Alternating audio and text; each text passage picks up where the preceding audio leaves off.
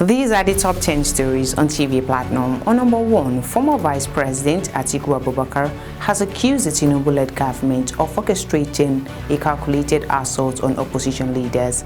In a statement shared on his official X handle after a meeting with Senator Aminu Tambuwal and former Attorney General Abubakar Malami, Atiku condemned the police invitation of former Governor of Kaduna State Nasir El-Rufai following the disruption of an ADC meeting in Kaduna State.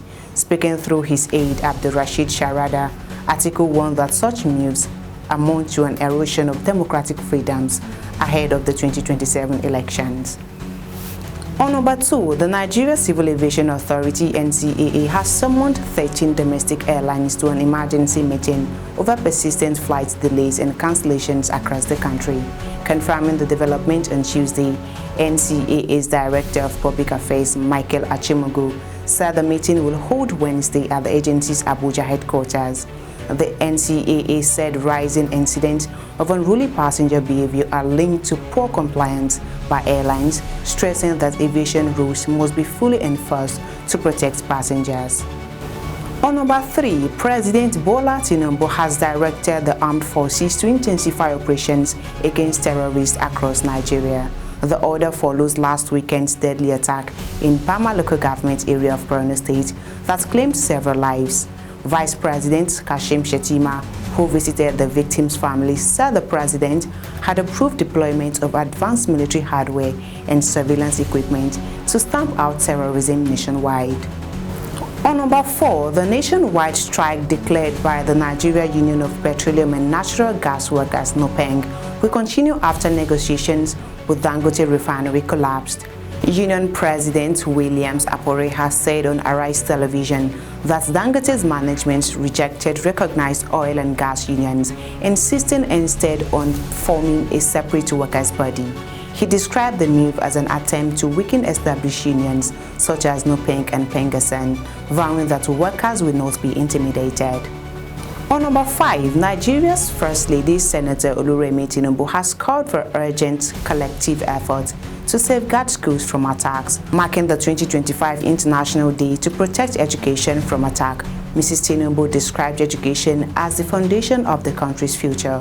She said the day's theme, Challenging Narratives, Reshaping Action, is a reminder that Nigeria must go beyond rhetoric to ensure the safety of students, teachers, and institutions nationwide. On number 6, the Trade Union Congress TUC has rejected a proposed 5% tax on petroleum products, warning that it would worsen hardship for Nigerians. In a joint statement signed by President Festus Osifo and Secretary Nuhu Toro, the union gave government a 14-day ultimatum to withdraw the policy. They warned that any attempt to impose the tax would trigger nationwide strikes that could shut down key sectors of the economy. On number 7, the Lagos State chapter of the All Progressives Congress APC has dismissed Gbadebo Rhodes Fivo's recent defection to the African Democratic Congress ADC, branding him a politician without direction. APC spokesperson Seye Oladejo described the move as a political scavenger hunt that further exposes Rhodes Fivo's lack of ideology.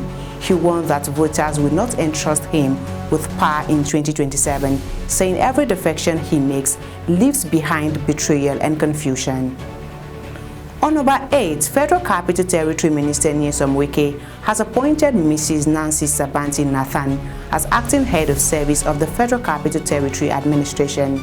Nathan's appointment follows the death of Mrs. Grace Adayilo, who held the position until last week. Until her new role, Nathan served as permanent secretary of the Youth Development Secretariat and had previously worked as Director of Finance and Administration in the Minister's office. On number 9, the Igbo World Assembly IWA, an umbrella body of Igbo women groups, has expressed outrage over what it called unprecedented killings in the southeast. In a statement, IWA President General Lolo Neka Chimeze said the attacks continue unchecked despite heavy military presence and multiple checkpoints in the region. She called for an independent probe to identify the real perpetrators behind the violence. And lastly, a faction of the Labour Party has praised Speaker Abbas Tajudeen for admitting that Nigeria's borrowing has reached dangerous levels under President Bola Tinubu's administration. In a statement signed by interim spokesman Tony Akedi, the group warned that the country's debt stock rose from 121.7 trillion naira in December 2024 to 149.39 trillion naira in just 3 months, pushing Nigeria's debt to GDP ratio above the legal ceiling of 40%. The party urged Senate President Godswill Akpabio to join calls for an end to reckless borrowing before Nigeria's economy collapses. And that's the top 10 stories on TV Platinum. I am Hakima Dada. Do well to subscribe to all our social media platforms for more news updates. Thank you for watching and bye for now.